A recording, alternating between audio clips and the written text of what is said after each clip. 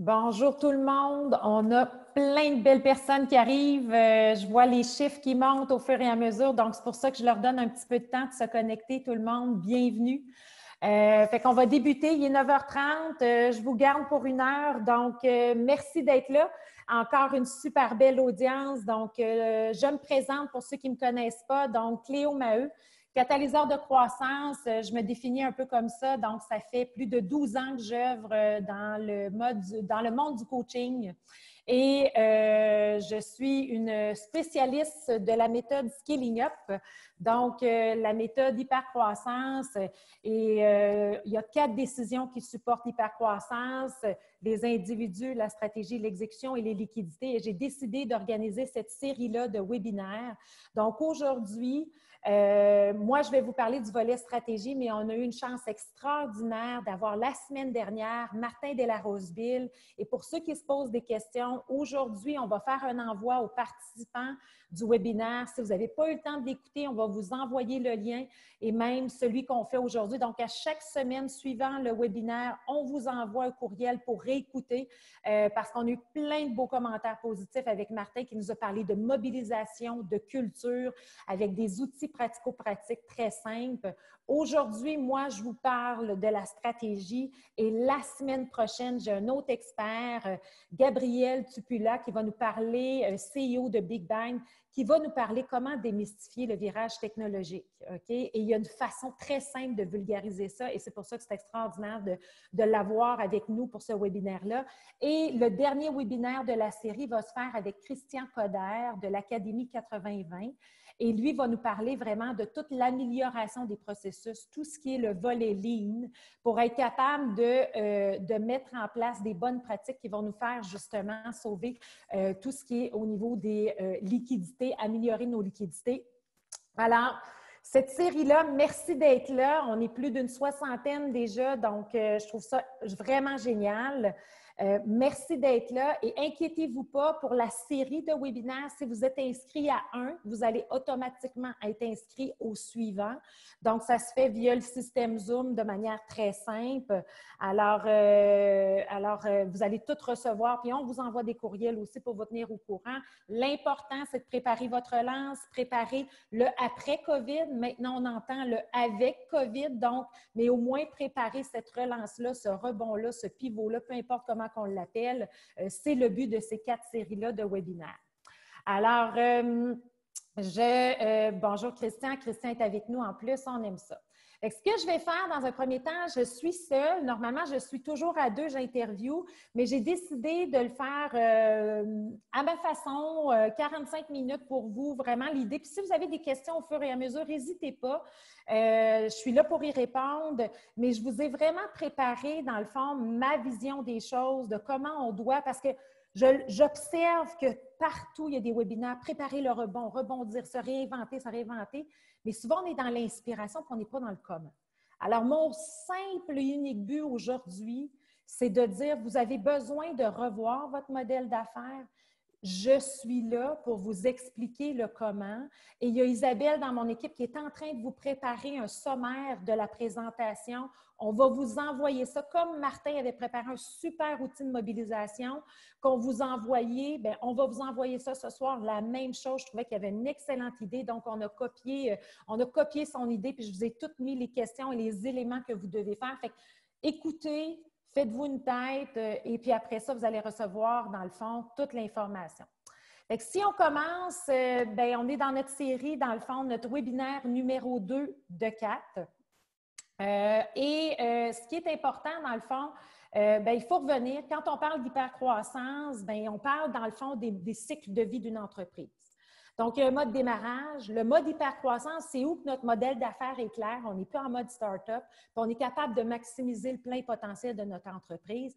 Et il arrive un certain moment donné, une situation quelconque, une pandémie comme ça, où on doit se réinventer. C'est là qu'on appelle le mode dérapage ou le mode éléphant. Donc, évidemment, c'est drôle, j'ai toujours présenté cette situation-là. J'ai toujours présenté cette slide-là, puis je trouve qu'elle prend encore plus son sens avec la crise qu'on vit actuellement. c'est que normalement, il y a toujours une stratégie initiale dans notre business, le modèle d'affaires, pourquoi on l'a parti. Et il arrive un certain moment donné où on n'a pas le choix de se réinventer. Puis là, c'est le fun parce que c'est les mots qu'on entend partout. On doit se réinventer parce que notre modèle d'affaires initial ne peut plus survivre avec les tendances et l'évolution du marché. Donc, on doit se réinventer et c'est ce que j'appelle ma fameuse zone de turbulence où on doit se réinventer, transformer et je pense que la crise amène ça et c'est là que ça amène les entrepreneurs à réellement revoir le volet stratégie pour être capable de planifier cette nouvelle courbe-là parce qu'on pense que toutes les entreprises ont toujours une courbe en forme de S, donc démarrage, hypercroissance et dérapage si on ne se réinvente pas. En anglais, start-up, scale-up, screw-up, OK? Mais là, il y en a beaucoup qui sont dans un modèle où, oups, ils ont repris, ils ont accéléré, ils ont pris leur deuxième vague, mais il y en a beaucoup qui sont en train de tourner dans cette zone-là, puis ils ne savent pas comment s'y prendre. Donc, c'est exactement le but de ma présentation aujourd'hui. Puis vous me connaissez, ceux qui me connaissent, j'ai voulu rendre ça comme hyper concret. Mais en même temps, pousser la machine. Puis pas vous arriver avec quelque chose de simple, force, faiblesse, opportunité, menace, regardez ça. Non, non, regarde, on va pousser la machine, puis on va vous montrer tous les éléments importants que vous devez réfléchir maintenant pour être capable d'aller chercher cette nouvelle croissance-là. Donc, et une slide aussi intéressante que je trouve que je l'ai mis là parce que je voulais vous parler de ça. Et je sens que plusieurs entrepreneurs qui, avant le COVID, étaient dans un mode inconscient compétent. Et ça, c'est vraiment notre courbe d'apprentissage. Étaient dans un mode inconscient compétent. Puis pourquoi je vous dis ça? C'est qu'ils étaient un peu sur le cruise control. La business va bien, ça roule, j'ai mes petits clients, j'ai mes petites affaires. Mais avec la pandémie et qu'est-ce qui est arrivé?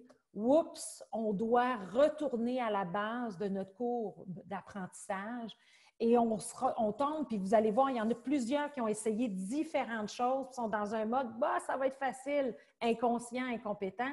Oups, on se rend compte qu'on est conscient, mais qu'on n'a pas les compétences. Et là, l'idée, c'est de recommencer cette loupe-là d'apprentissage, mais je trouvais ça intéressant de vous la montrer pour que vous puissiez comprendre et comparer quelqu'un qui apprend à conduire, votre enfant qui apprend à conduire, au début, il est dans un mode « Hey, ça va être le fun! » Puis là, oups, il a besoin d'apprendre. Mais aujourd'hui, si vous êtes rendu au travail, si vous êtes dans ceux qui vont apprendre votre voiture au travail, vous étiez inconscient, compétent, vous avez conduit sur le cruise control. Ce que cette pandémie-là fait, c'est que dans le fond, on retombe à la case départ et on doit se refaire, se revoir nos façons de faire.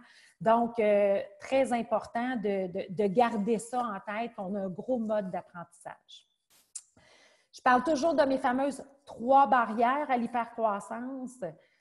Puis je les ramène, ces 3 barrières-là, parce que ça fait encore du sens. C'est dire ce qui nous empêche normalement de passer dans un mode plein potentiel de notre organisation, bien, c'est toujours le modèle croissance. Okay? Donc, on a le développement du leadership. Souvent, c'est ce qui va nous empêcher de croître. Et là, surtout dans un modèle de conscient incompétent, on s'entend-tu il y a des compétences qu'on a développées très, très rapidement via la pandémie et ce n'est pas terminé. Okay? Infrastructure évolutive.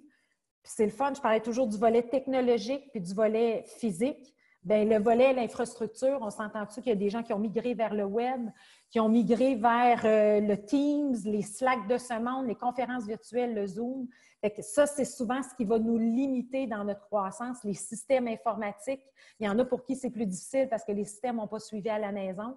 Et évidemment, le marketing de positionnement, autant de l'organisation que de marque employeur. Puis on a eu un très beau témoignage de partage d'expérience, en fait, de Martin et tout ça. Mais souvent, c'est ce qui va nous limiter parce qu'on n'est pas clair dans notre positionnement.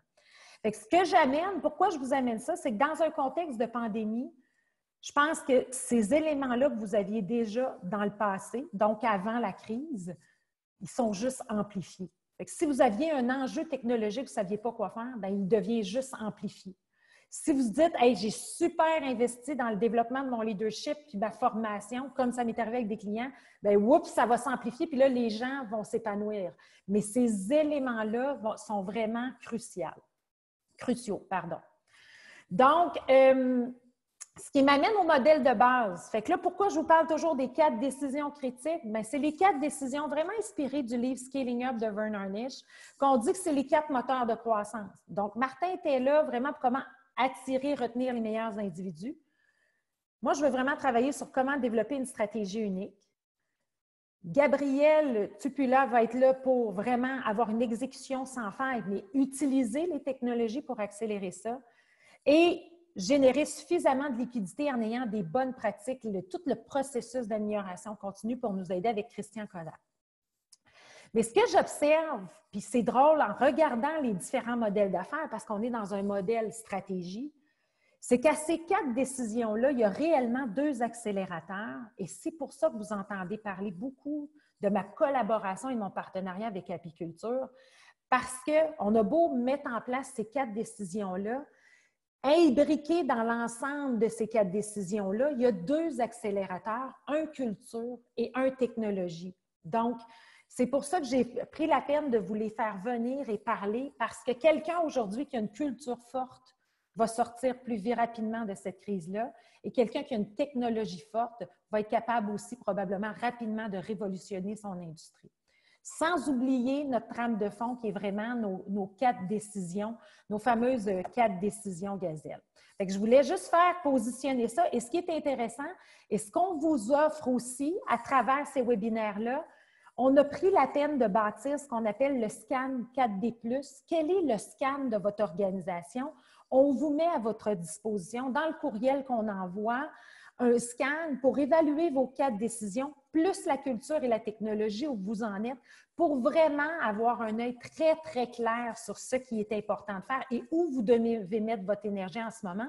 Si vous vous rendez compte que la technologie, ça ne marche pas du tout, bien, vous allez avoir appel à un expert qui va vous donner des outils pour être autodidacte. Et notre but, dans un premier temps, c'est que vous soyez tout autodidacte, mais évidemment, on est des experts et on est là si jamais vous avez besoin de nous. Alors, on est passé, et ceux qui me connaissent, j'ai toujours cette slide-là, dire l'unique focus de toutes les équipes de direction, même si on a plein de réflexions stratégiques, puis on veut avoir une vision claire, puis qu'on veut chercher tous ces éléments-là, il faut que ça reste simple. Si vous êtes en train de faire un virage ou quoi que ce soit, il faut que le message, la communication, il faut que ce soit simple. Mais aujourd'hui, je rajoute un nouvel élément. L'unique focus maintenant de toutes les équipes de direction devrait être de penser là, à un mode reset.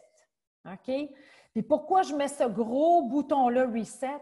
C'est qu'il faut profiter de cet avantage-là d'avoir une pause pour être capable réellement de se repositionner de manière stratégique. Et pour donner des exemples aussi simples que j'ai un client qui avait 200 SKU, puis il dit, regarde, moi, je profite de ça, là, tous mes produits pas payants, je réduis ma liste, je vais me concentrer sur les produits profitables, je vais essayer d'arrêter de faire plaisir à tout le monde. Fait que ça, c'est des exemples de reset qu'on veut faire dans cette période-là. Mais ce que je me rends compte, j'aurais bien beau dire, pivote ton entreprise, il faut se réinventer, reset, fait que les gens ne savent pas par où commencer et c'est réellement le but de mon webinaire aujourd'hui. Donc, la question qui tue, OK? Puis ça, j'ai trouvé ça intéressant, je l'ai vu dans l'une de mes conférences avec les coachs à l'international. Vous êtes tous dans un rôle de leader. Demain matin, vous devez renoncer à votre rôle actuel pour une raison X, Y, Z. Le conseil d'administration vous retire, vous êtes malade, vous avez, vous avez attrapé le virus, vous ne pouvez plus être là dans votre rôle. Posez-vous la question, quelles sont les top 3 priorités que mon prochain successeur fera dans les prochains jours? 90 prochains jours. Ça veut dire que moi, je ne fais plus ce que je fais là. Quelqu'un vient prendre ma place. Ça va être quoi ces 3 priorités-là? Et en fin de semaine, je l'ai faite avec une personne que j'apprécie beaucoup, qui est complètement en questionnement. Ça lui a pris 3 secondes. Et ça lui a pris 3 secondes. Et elle a été capable de dire, bien, il faut que je travaille sur mon développement des affaires. Il faut que je clarifie ma stratégie. Puis il faut que je m'assure que je sois ligne dans mes processus. Instinctivement, cette personne-là m'a sorti ces 3 éléments-là, mais aujourd'hui, son focus, c'est sur des employés qui ne font pas la job, puis qui drainent toute son énergie, puis qu'elle aurait peut-être dû pas les avoir dans son équipe avant. C'est là qu'on vient faire une distinction avec le mode survie versus le mode hyper-croire. L'idée, c'est vraiment de sortir de notre chaise et de dire, regarde, quelqu'un qui prend ma place, il fait quoi? Première question pour vous, prenez le temps de réfléchir à ça, super important. Pourquoi? Parce que là, dans le fond, au début, on sait que le premier mois, on était vraiment dans un mode offensif.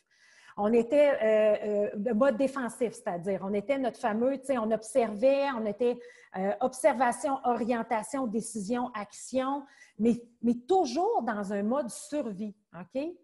Mais il y en a présentement qui se restent encore collés dans ce mode-là. C'est ça que je trouve dommage parce qu'il faut faire de chaque... Mon père disait toujours, il faut faire d'un obstacle une victoire. Bien là, il faut prendre le temps, s'en aller en mode offensif puis voir les solutions. Et à l'inverse, je vois des entrepreneurs qui voient des solutions partout, des opportunités partout, ils les prennent toutes, puis je sais qu'ils ne sont pas en train de... Vu qu'ils n'ont pas de focus, bien, j'ai bien peur qu'ils passent à côté de la traque aussi. Fait que comment on démêle tout ça? Bien, c'est vraiment ce dont je veux vous parler. Au niveau stratégie, principalement, là, ce que je vais couvrir aujourd'hui, je vais faire un survol des 7 éléments clés, selon moi, qu'on doit voir ensemble pour vous permettre de pivoter votre stratégie. Okay? Ça peut sembler très complexe ce que j'amène là, mais dans le fond, vous allez voir, on va passer à travers chacun de ces éléments-là. Donc, l'important, et on connaît le modèle de croissance Scaling Up, Gazelle, on dit souvent le mot gazelle. Gazelle est un terme financier qui veut dire doubler son chiffre d'affaires de manière organique de 3 à 5 ans. Quand on parle d'organique, on parle d'ADN. Donc, revoir son ADN dans ce temps de COVID-là demeure essentiel. Okay? Donc, revoir l'ADN, raison d'être, valeur. Après ça, oui, faire les fameuses forces-faiblesses. On parle beaucoup d'opportunités, tendances, mais je trouve que ça nous enlève la perspective lorsqu'on regarde les opportunités et menaces. Je préfère qu'on fasse force-faiblesse, tendance, fait qu'on va regarder ça ensemble. Revoir ses compétences fondamentales. Ça, c'est souvent l'élément sous-estimé. Très peu de gens vont regarder ces éléments-là. Mais pouvez-vous identifier ce dans quoi vous êtes les meilleurs au monde?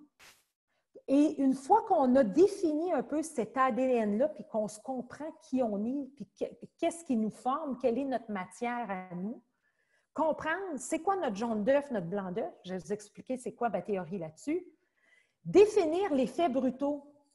On vient de vivre une pandémie, il y a des faits qui vous arrivent, là, qui vous sautent au visage. Êtes-vous capable de les absorber puis de les intégrer? Puis de redéfinir un peu votre modèle, fait que je vais parler des 4 à 5 items du Flywheel. Valider évidemment votre modèle d'affaires, le client cible, avec votre plan stratégique en une page et définir vos priorités. Puis les priorités sont pourquoi? Pourquoi qu'elles sont là? C'est pour avoir un focus. Puis si vous avez un focus puis vous avez passé à travers ces 7 éléments clés-là, il n'y a aucune raison que vous n'êtes pas capable de viser la fameuse hypercroissance. Donc, c'est parti.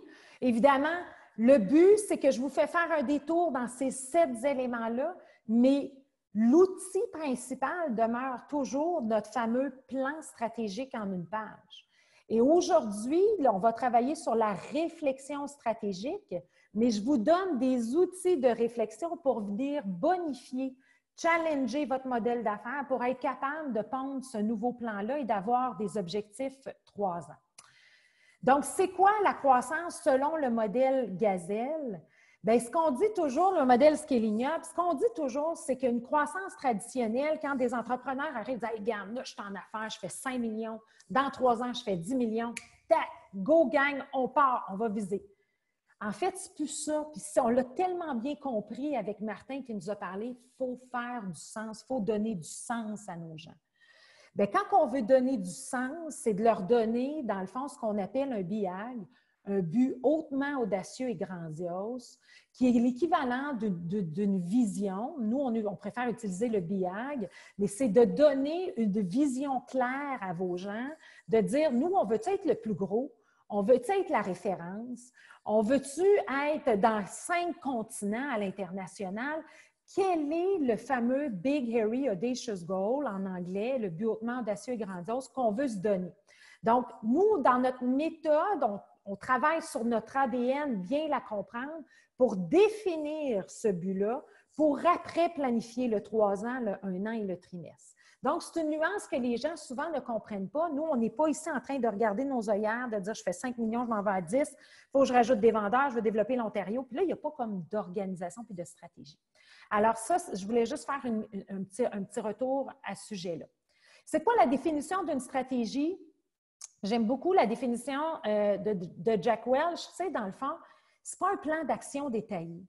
Puis il y en a qui sont super fiers, puis qui sont dans des machines d'exécution, puis qui vont mettre « Hey, moi, je fais ça, ça, ça, ça, ça. » Tu fais-tu les bonnes affaires? Es-tu focus? Es-tu en lien avec ton client cible qui va te générer un profit optimal?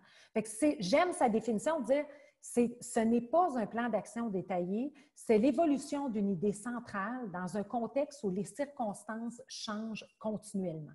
OK? Donc, si je reviens à ma diapo précédente, c'est comment je vais atteindre. La stratégie, c'est comment je vais atteindre ma vision. OK?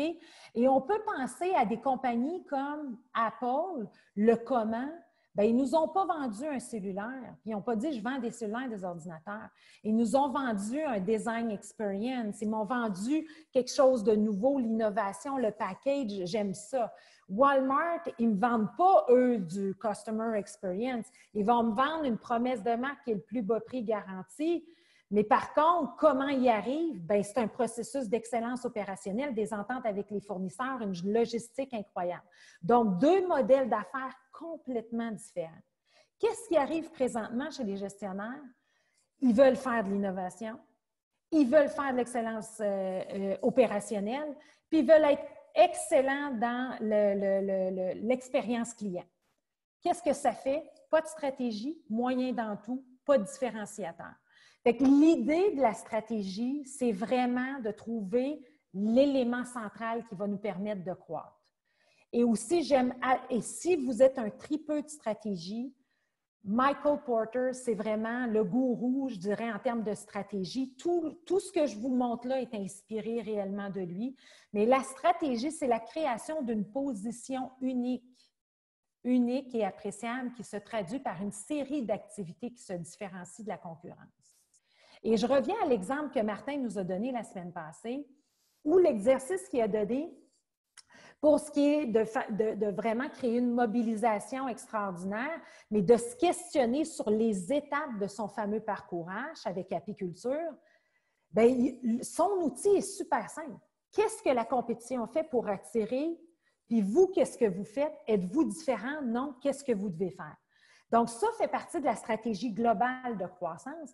Mais en même temps, si vous essayez d'être le meilleur, on n'est plus dans une industrie où on essaye d'être le meilleur. On essaye d'être unique, de comprendre qui on est, notre ADN, pour justement aller se positionner et se nicher dans le marché avec ce qu'on a à offrir de mieux.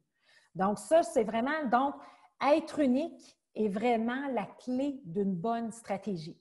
Si vous regardez vos 3 autres compétiteurs, puis ils font toutes la même affaire, puis vous n'avez rien d'unique dans votre offre, bien, vous ne serez jamais capable de viser l'hypercroissance. Puis d'être unique ne veut pas dire, oui, des fois, on peut avoir des produits semblables, mais on peut être unique dans notre service client, on peut être unique dans notre innovation, on peut être unique dans notre excellence opérationnelle, la vitesse à laquelle on répond.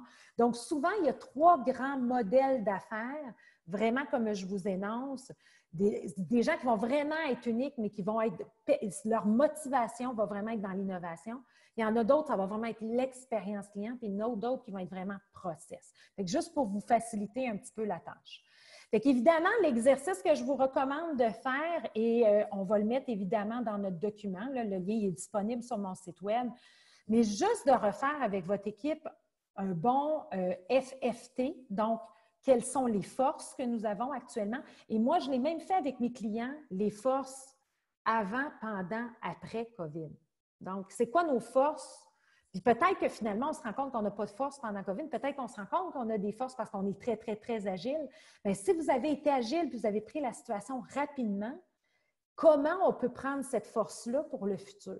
Fait que l'idée, c'est vraiment de faire un bon autodiagnostic de quelles sont mes forces, quelles sont nos faiblesses, avant, pendant COVID. Donc, j'avais des faiblesses avant. Est-ce qu'elles se sont amplifiées?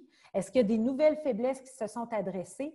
Et le plus important, c'est vraiment l'élément le fameux élément de tendance. Donc, quelles sont les tendances du marché? Et là, on sait que les gens ont travaillé en télé virtuel, le télétravail. Donc, là, ça devient un incontournable. Bien, quelles sont les tendances? Comment je m'adapte aux tendances du marché? Les gens vont plus magasiner en ligne.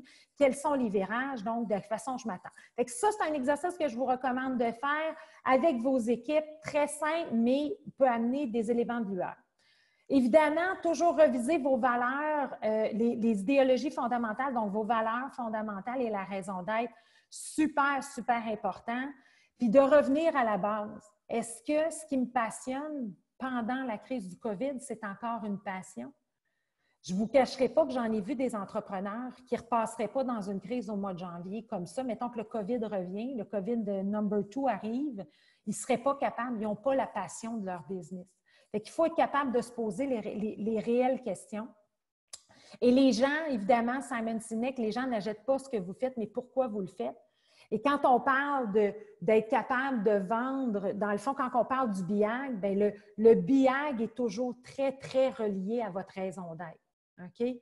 Moi, ma contribution, c'est de vous inspirer, être complice de votre succès. Donc, ça, c'est mon fameux why, ma contribution. Puis où je m'en vais vers mon BIAG, c'est que je vais avoir un impact sur 100 000 entrepreneurs en 2025. Ce que ça a fait, le comment, dans ma stratégie du comment, bien oui, je vais mettre à profit mon expertise que j'aime, mais il faut que j'utilise les plateformes technologiques. Donc, ce sont tous des compétences que je suis en train de développer. Je vous parle devant vous. Je ne suis pas nécessairement à l'aise de faire ça, mais c'est important pour moi de le faire pour justement être capable de vous permettre d'avoir accès à ce que je pense qui est le plus facile et simple pour vous permettre d'y percroître. Oui, le fameux plan. Là, j'ai une petite question de Sabine. Peut-on obtenir le plan stratégique en une page? Oui, disponible sur mon site web, mais on va vous l'envoyer aujourd'hui comme outil certain. S'il y avait, j'ai une question de Martin Delaroseville. Si on avait défini notre BIAG il y a un an, avec ce qui vient de se passer, et si on devait changer notre BIAG ou modifier notre stratégie pour atteindre notre BIAG, oui, effectivement. Il n'y a aucun problème. Et souvent, quand tu atteins ton BIAG, moi, j'ai atteint mon premier BIAG qui était d'être la référence Gazelle dans le monde de la francophonie, puis avoir Vern qui vient devant 500 entrepreneurs. Je l'ai atteint, check. Mais avec ce qui se passe, ça se peut que ton BIAG change et évolue aussi. Mais probablement que ta ligne directrice, Martin, puis tout ce qui est relié à l'inspiration, puis créer des cultures extraordinaires à travers la planète, bien oui, l'objectif peut changer parce que peut-être que tu vois, tu as des yeux différents. Donc, oui, on peut le réajuster sans aucun problème. Donc, le fameux why, puis tu sais, ça, je sais que tout le monde connaît ça, le Golden Circle, tout le monde connaît ça, le fameux Golden Circle. Mais tu sais, aujourd'hui, là, faites juste une observation des entrepreneurs à succès qu'on voit au Québec.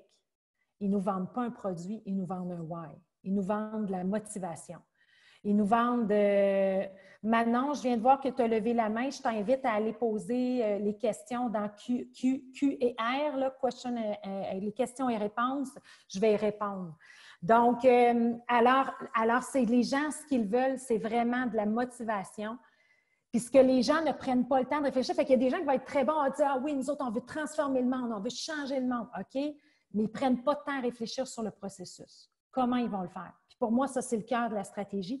Puis après, effectivement, on vend tous des produits, des produits et services. Donc, juste en termes de séquence.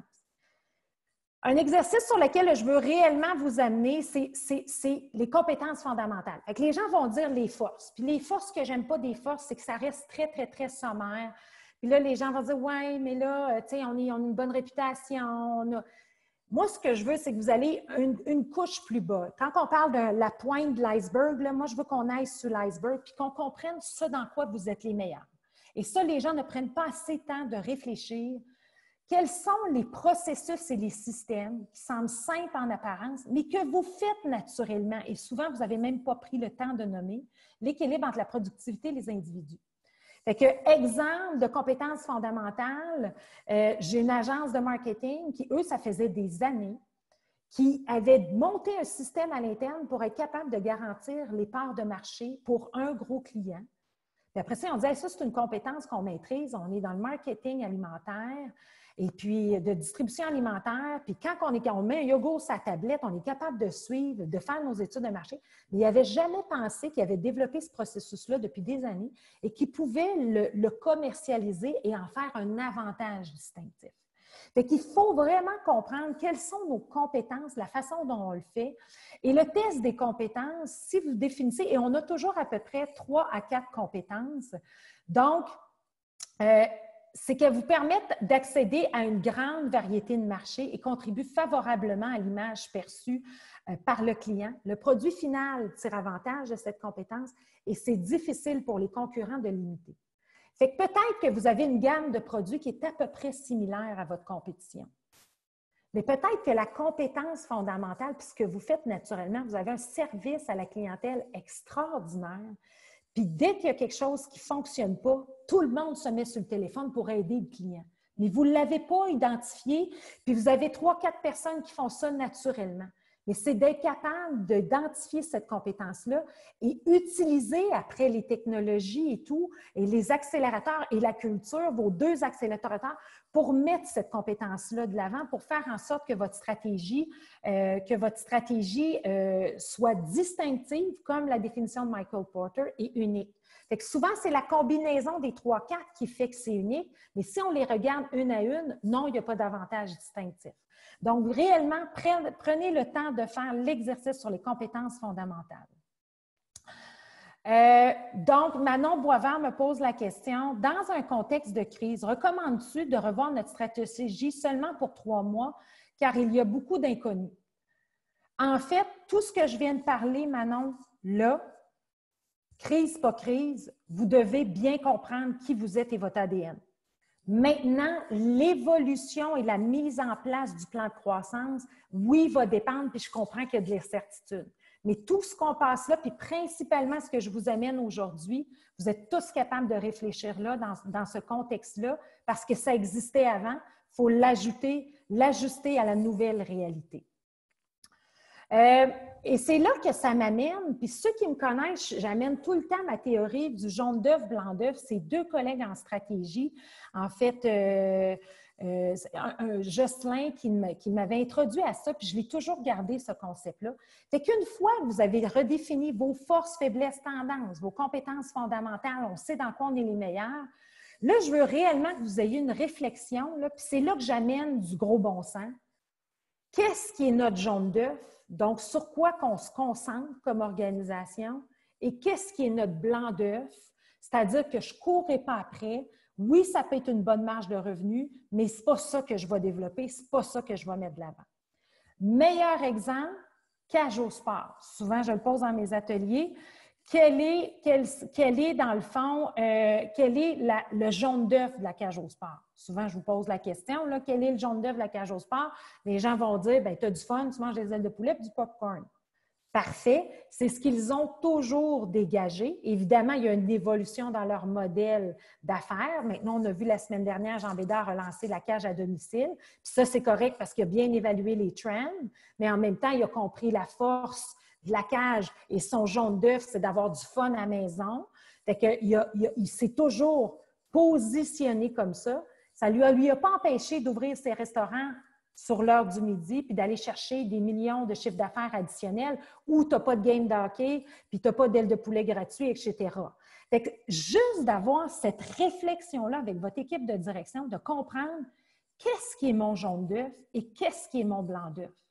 Moi, quand vous me voyez, je m'affiche experte en hypercroissance. C'est là-dessus que je me concentre depuis 12 années. J'ai une formation d'ingénieur, j'ai un black belt en amélioration continue. Si mes clients ont besoin d'améliorer leur processus, je vais les aider, mais je ne les mêle pas. Je n'essaye pas d'offrir tout. J'essaye d'offrir ce dans quoi je veux être les meilleurs et ce dans quoi je vais être reconnu. Ayez cette réflexion-là. Quel est votre jaune d'œuf, blanc d'œuf? Et je vous dis, ce jargon-là facilite énormément après le positionnement stratégique. J'ai fait une réflexion avec des entrepreneurs en construction, super belle business, puis ils voulaient tout faire. Mais faire un projet de 250 000 de rénovation, en faire un à 10 000, c'est pas la même clientèle, mais quand tu regardes leurs compétences fondamentales, ils investissent dans la technologie.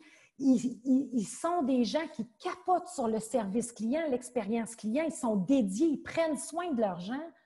Bien, ton blanc d'œuf, ça va clairement être tes projets à 10 000 parce que tu ne mettras pas le même effort, puis tu vas peut-être t'organiser pour avoir peut-être le renommé, si c'est un third party qui le fait ou comment tu le gères. Mais ce que tu vas vouloir vampirer, puis pourquoi les gens vont s'accrocher à toi, c'est par tes projets signature à 250 000. Fait que ça, pour moi, c'est clair, jaune d'œuf, blanc d'œuf. Fait que prenez réellement le temps de regarder ça. Une fois qu'on a défini tout ça, il faut réfléchir à c'est qui notre client cible. Puis le client cible, la meilleure définition vient réellement de Bob Bloom qui a écrit le livre The Inside Advantage. Et le client cible, tu sais, oui, il y a les personas en marketing, mais ce que je veux, c'est que les équipes de direction soient capables de personnifier c'est qui, à qui je m'adresse. Puis ma stratégie, puis ce que je veux faire, est-ce qu'il va avoir un fit? OK? Et la définition d'un client cible, c'est il vous génère un profit optimal. Et présentement, il représente probablement le 7,70 selon Verne Harnish. Là, il y a sa règle du 7,70 au lieu du 80-20. C'est qu'il y a probablement aujourd'hui 7 de vos clients qui vous génèrent 70 de vos profits. Pouvez-vous prendre le temps d'identifier ces clients-là, comprendre leur comportement, qu'est-ce qu'ils aiment de vous, faire toute votre démarche que je viens de vous parler, les forces, les faiblesses, l'ADN, votre jaune d'œuf, puis de voir s'il y a un match. Et après, ayez une stratégie pour aller chercher plus de ces clients-là. IKEA, grosso modo, détient 7 du marché de l'ameublement dans le monde, mais va générer 70 des profits. Est-ce que IKEA est pour tout le monde? Oui, les femmes qui vont s'en vaincre le pouce-pouce, c'est le fun, c'est une aventure, ça donne des idées. Mais quand on est à la maison, puis il faut monter leur stratégie de flat pack, là, de packaging, il faut le faire. Mais on y retourne pareil parce que ça nous donne une expérience, mais ça répond à un type de clientèle. Ce n'est pas tout le monde qui aime IKEA. Fait que vous, dans votre modèle d'affaires, est-ce que vous êtes clair? Puis souvent, je vous le dis, j'observe ça trop souvent, les gens veulent plaire à tout le monde. Ah oui, mais non, mais moi, c'est pas pareil. C'est pas pareil, Cléo. Moi, j'ai tel. Lequel, quand même que tu t'adresses à la ville, puis ton client, c'est la ville, dans la chaîne de la ville, c'est-tu le maire de la ville, c'est-tu l'ingénieur de la ville, c'est qui à la ville? Fait que quand tu as identifié que c'est les ingénieurs de la ville qui veulent t'avoir parce qu'ils vont te connaître pour ton expertise, bien, organise-toi pour faire des webinaires avec eux qui connaissent, d'être la référence auprès de cette strate-là, parce que c'est eux qui vont t'engager et qui vont te générer ton profit. Mais souvent, on est un petit peu partout. Donc, l'importance du client cible, un qui a compris ça au Québec, le meilleur de manière exceptionnelle, puis je ne sais pas s'il y a des gens de South Shore sur le webinaire, mais c'est vraiment Jean Laflamme. Et Jean Laflamme a compris ça il y a 15 ans, que l'industrie de l'ameublement allait, dans le mode traditionnel, allait mourir. Et c'est là qu'il a décidé de faire un virage en ligne. Pensez-y, il y a 15 ans. Et à cette époque-là, il avait défini la cliente cible qui est Sarah et il avait dit à l'ensemble de ses employés, dorénavant, vous ne travaillez pas pour Jean Laflamme, mais vous travaillez pour Sarah.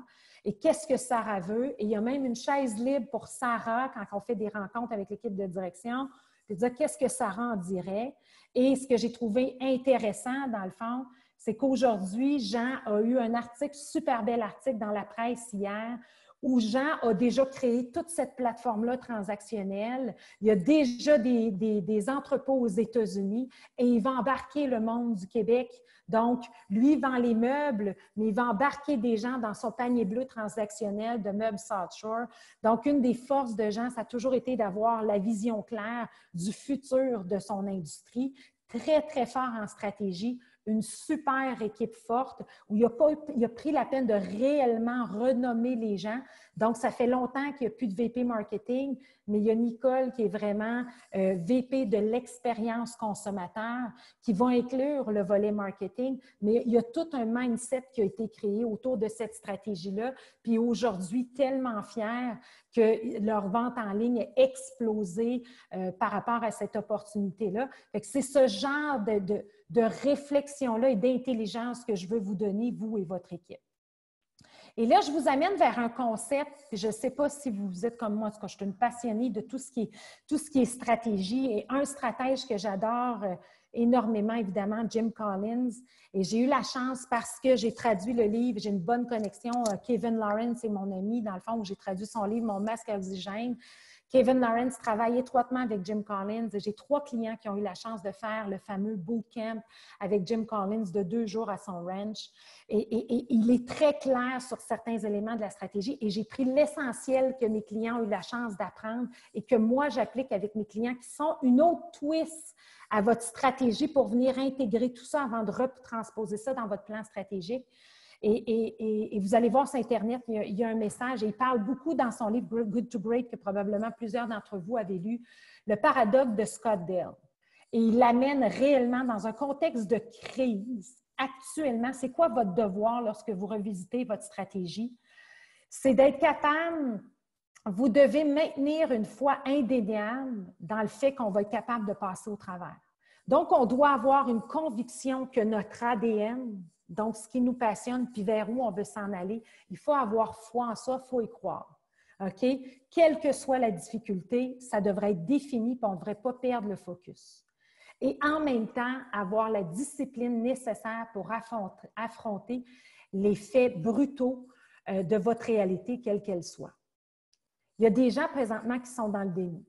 Ah oui, moi je m'en vais vers là, ça va bien, ça va bien, ça va bien, mais ils ne prennent pas le temps de s'arrêter et de découvrir quels sont les brutal facts. Puis ça, si je vous dis, c'est un exercice que j'ai fait avec plusieurs entreprises, puis je ne me gêne pas, là, ceux qui me connaissent savent que j'aime challenger, là. Mais quand je commence mes retraites stratégiques présentement, je commence par leur poser la question, c'est quoi les faits brutaux qu'on ne prend pas le temps d'adresser? OK? Puis j'ai même eu des faits brutaux à tel point que l'entrepreneur lui-même s'est dit, regarde, moi, des crises comme ça, je ne suis plus capable d'en vivre, j'ai plus la foi, je ne suis plus capable, je ne suis pas dans la bonne chaise. Ça, c'est un fait brutal. Si vous n'êtes pas capable d'adresser ces faits-là, qu'est-ce que ça fait? Bien, ça fait en sorte que les gens continuent, puis on n'est pas capable de créer la culture, on n'est pas capable de faire les changements et c'est là qu'on paralyse, qu'on stagne. Donc, prenez le temps réellement d'identifier quels sont les brutal facts que vous vivez en ce moment. Est-ce que c'est qu'on est trop tolérant? Puis là, de par la nature de la crise, vous êtes rendu compte que vous avez toléré des gens incompétents qui ne fitaient pas. Puis là, ça s'en fait juste s'amplifier pendant la crise. Puis là, vous ne savez pas quoi faire avec ces gens-là. Bien là, c'est le temps de confronter ces faits-là pour vous permettre de passer au travers. Et 2 éléments intéressants aussi que Jim Collins amène, c'est tout le volet aussi de dire le fameux flywheel. Puis ça, je vais vous en parler. C'est un livre qu'il a écrit, un petit livre, le flywheel. Mais je vous explique comment bâtir, dans le fond, votre flywheel, comment se donner du momentum, puis de toujours revenir sur ces éléments-là. Et je vous invite à faire la liste de vos plus grands succès réplicables dans les 3 dernières années. Donc, quels sont vos grands succès? Là, je vois, il y a Martin qui vient de lever la main. Je t'invite à poser la question, puis ça va me faire plaisir d'y répondre. Donc, listez vos grands succès réplicables des 3 dernières années. Qu'est-ce qui a réellement bien marché? Puis là, vous comprenez, il y a un lien avec la compétence fondamentale, il y a un lien avec vos forces. Fait que ça, c'est une réalité. Après ça, listez vos 3 plus grandes déceptions dans les 3 dernières années. Ça a été quoi vos déceptions? Vous avez essayé de percer le marché, vous avez essayé d'aller dans cette industrie-là, puis ça n'a pas marché. Prenez conscience de ces éléments-là et souvent, ces éléments-là vont être une prémisse de base à bâtir ce qu'on appelle le flywheel. C'est quoi le flywheel? Dans le fond, le fameux flywheel, c'est vraiment un momentum. Et c'est le flywheel vient vraiment, il a fait un petit livre à part, Jim Collins, mais ça vient vraiment du livre Good to Great. Ce qu'il a fait, Jim Collins, en étudiant les modèles d'affaires des entreprises, ce qu'il s'est rendu compte, c'est que des entreprises, on comprenne Apple de ce monde, des Starbucks de ce monde, ont eu une constance pendant 25 ans avant d'avoir un breakthrough puis de réellement décoller dans leur modèle d'affaires. Alors, lui, il a décortiqué ces éléments-là, Puis, il parle du fameux flywheel. Donc, quelles sont les 4 à 5 initiatives sur lesquelles ces entreprises-là ont toujours travaillé? Peu importe la crise, ça reste que c'est notre flywheel, donc notre phare sur nos éléments de stratégie. Et là, dans le fond, évidemment, il parle de la discipline de culture, de pensée et d'action. Je ne veux pas rentrer dans le détail de ça, mais je vous donne un exemple de flywheel, puis ça, on va tous le comprendre parce qu'Amazon, puis Amazon, son flywheel n'a pas changé. Donc, lui, la stratégie, autrement dit, comment Amazon s'est structuré pour que ça marche, puis ce sur quoi son cheval de bataille, bien, il commence par offrir des bas prix pour attirer plus de visiteurs. Après ça, ça lui donne accès à plus de participants, plus de third party, donc plus de fournisseurs. Et là, dans le fond, ça crée une offre sur son website, ça augmente tout ça. Et après, il est capable d'augmenter le volume par rapport à ses frais fixes. Fait que ça, pour moi, c'est des éléments clés. Et quand je travaille avec mes clients, oui, on fait le plan stratégique en une page, mais le détour des 7 éléments clés que je suis en train de vous montrer, bien, ça va devenir nos éléments critiques. Puis je vais dire, bien, c'est beau, tu as défini ça comme compétence fondamentale. Fait que si tu dis qu'une de tes compétences fondamentales, c'est d'avoir une expertise nichée dans un domaine X, bien, mets-le comme un élément clé. Puis si tu perds 3 de ces personnes-là, puis tu perds ton expertise, non, il faut que tu systématises ça, il faut que tu développes tes gens. Donc, ça va venir renforcer nos éléments de stratégie. Évidemment, les nouveaux modèles d'affaires, puis là, d'en nommer quelques-uns, mais tu sais, aujourd'hui, on a des modèles d'affaires, on essaie. Fait que si vous évoluez dans votre modèle d'affaires, essayez d'avoir une pensée où le modèle d'affaires est financé par le client à la base. C'est sûr que Airbnb, vous allez me dire, a de la misère aujourd'hui, mais des Netflix, Zara a été dans de l'excellence opérationnelle, ils sont capables de sortir une collection en 6 semaines versus 8 mois que ça va prendre ailleurs. Donc, le principe d'entremetteur, de paiement à l'avance, d'abonnement, de rareté, de service aux produits. Fait que, tu sais, c'est toutes des choses à réfléchir lorsqu'on regarde les tendances, nos compétences, notre élément clé, nos 4 à 5 éléments clés de notre flywheel, vers où on peut aller. Évidemment, après, on s'en va vers un objectif 3 ans.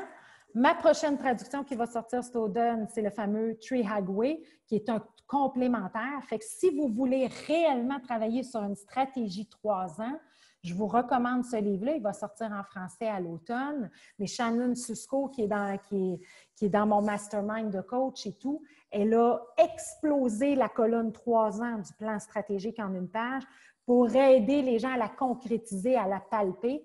Fait que ça, c'est un autre élément qui peut être intéressant pour vous. Donc, important, définir tout ça, là, tous ces éléments-là que je vous ai parlé. Dans le fond, l'important dans ça, c'est réellement de comprendre où on va vendre, qu'est-ce qu'on va vendre, puis à qui on va le vendre. Fait que ça, c'est vraiment important dans les éléments de stratégie. Et ça nous amène évidemment à revisiter notre BIAG. Est-ce que notre étoile, elle est bien solide? Est-ce que notre alignement? Et le BIAG ne doit pas être « on va faire 100 millions de chiffre d'affaires ». C'est absolument pas ça qu'on veut. C'est pas motivant. Il faut que ça amène au dépassement. Il faut que ce soit hairy. Tu sais, quand on dit la traduction de quand je co-animais avec Christian Elie, le président de Pélican à l'École d'entrepreneurship de Beauce, il disait c'est quoi le gros rêve ambitieux poilu, là, que tu le regardes, il te fait peur, mais en même temps, il te drive. Bien oui, évidemment, c'est important de redéfinir ça. Et un BIAG est défini, évidemment, sur les fondements qu'on vient de discuter. Qu'est-ce qui me passionne le plus? C'est ma raison d'être. Qu'est-ce qui propulse votre modèle économique? C'est de comprendre votre fameux Profitix, c'est où qu'on fait de l'argent. Je fais-tu de l'argent à vendre des projets à 250 000, des projets à 10 000? Comment je me structure? Et ce dans quoi je peux être les meilleurs au monde? Bien, ça a rapport à vos fameuses compétences fondamentales.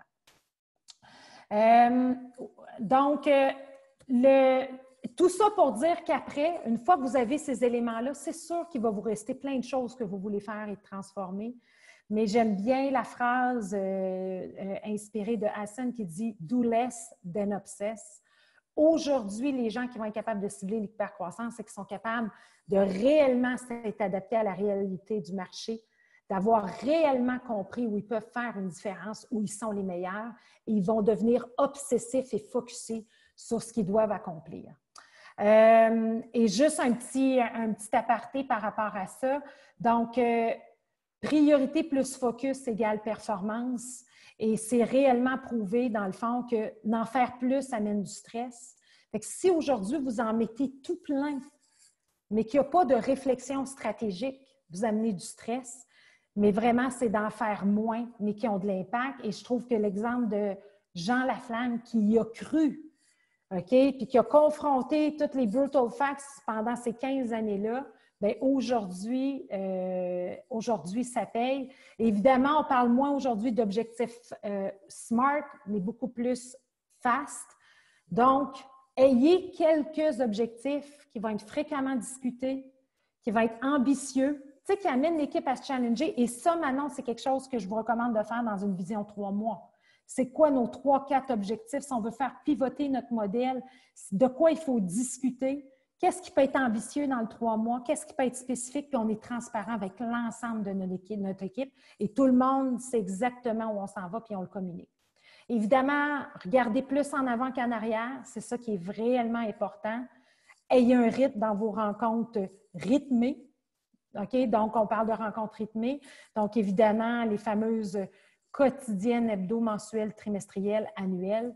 Et annuelles, c'est le temps de faire des annuelles. C'est le temps de faire 2 jours avec vos équipes de direction pour prendre le temps de réfléchir sur votre entreprise et de faire la mécanique des 7 éléments clés que je viens de vous parler. Donc, en gros, revoir son ADN, faire les forces, faiblesses, tendances, prendre le temps de définir nos compétences fondamentales, être capable de développer notre propre jargon. C'est quoi mon jaune d'œuf? C'est quoi mon blanc d'œuf? Donc, sur quoi on se concentre? Qu'est-ce que les gens vont voir sur le site web? Qu'est-ce que je veux que mes vendeurs disent comme message? Donc, être vraiment spécifique là-dessus.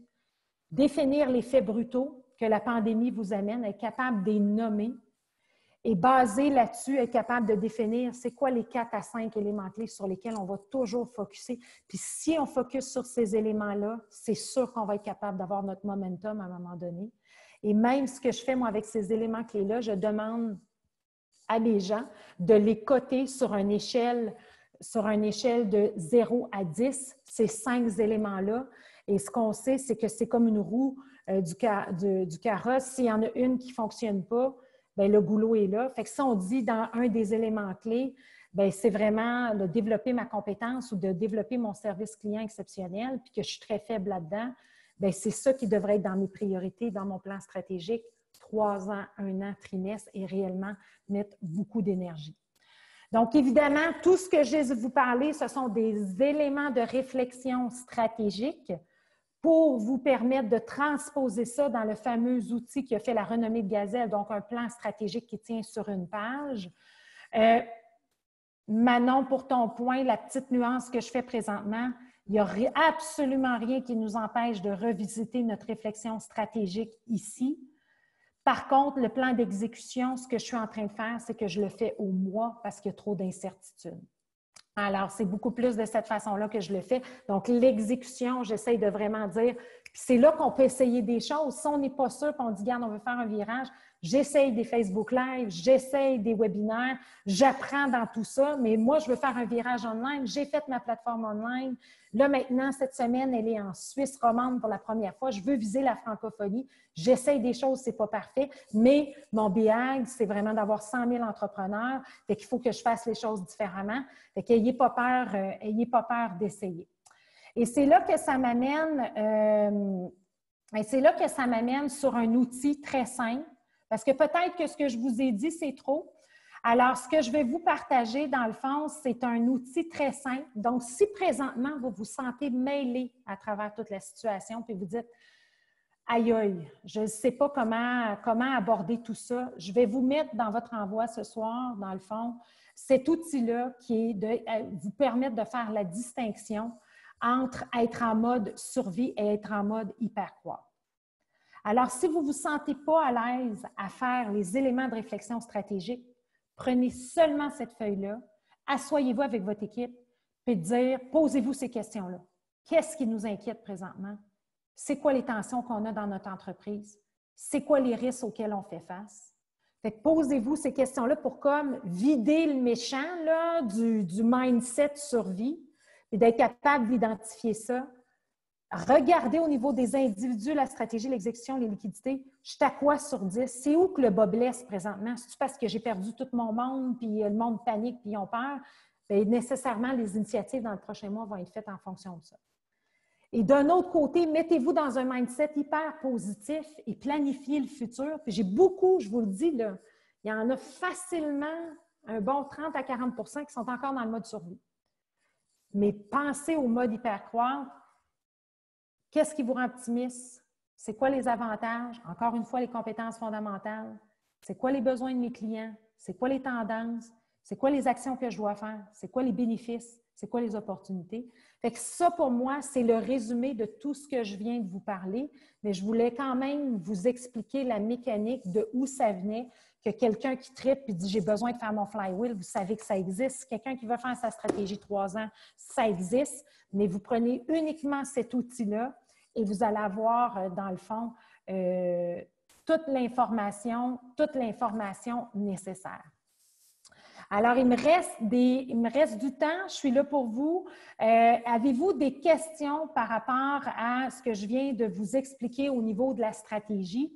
Donc, vraiment, regardez son ADN, regardez les tendances, où on se positionne là-dedans, revoir son plan, parce que je suis disponible pour vous. Ça va me faire plaisir de répondre. Alors, sinon, ben, je vous dis bonne réflexion stratégique. En fait, bonne réflexion stratégique. On a merci, très intéressant, concret, utile, excellent. Fait que merci à tout le monde de votre excellente participation. On a quand même eu beaucoup de monde. Et on vous envoie dans le lien ce soir tous les outils dont je vous ai parlé et on vous envoie également l'outil en une page parce que vous savez que je suis une passionnée des outils en une page. Donc, on vous envoie cet outil-là. Si le tout a semblé un petit peu plus obscur, prenez juste cette page-là et commencez là. Et je vous dis, vous allez avoir des réflexions profondes et sincères vraiment pour ce qui est de votre stratégie comme telle. Oui, merci. Oui, j'aime ça être généreuse. C'est une de mes valeurs. Puis s'il y a des choses que j'ai oubliées, des choses que vous voulez, je suis là pour ça. Juste vous dire que la semaine prochaine, 9h30, même heure, je reçois Gabriel Tupula, un homme extraordinaire, très calme, mais tellement, dans le fond, en fait, les 4 présentateurs que j'ai présentement, ce sont tous, bien, 4, je m'inclus là-dedans, non, pas vraiment, mais c'est tout, on veut tous amener du concret, on veut tous amener du pratico-pratique. Il va vraiment démystifier le virage technologique. Fait que ça, c'est super important. Et même chose avec Christian, il va nous amener du concret, des outils. Et n'oubliez pas, vous êtes inscrit. Si vous êtes inscrit à ce webinaire-là, vous allez recevoir le lien automatiquement, donc vous êtes inscrit. Je vous remercie sincèrement, en fait, de votre présence. On a Paul qui dit « Merci Cléo, rallume le brûleur qui est parfois en mode petite flamme plutôt que gros feu. » Yes! C'est ça mon but, vraiment, de vous inspirer, d'être complice de votre succès. Puis, je vous souhaite une super belle croissance, hyper croissance. Et on se revoit très bientôt. Merci.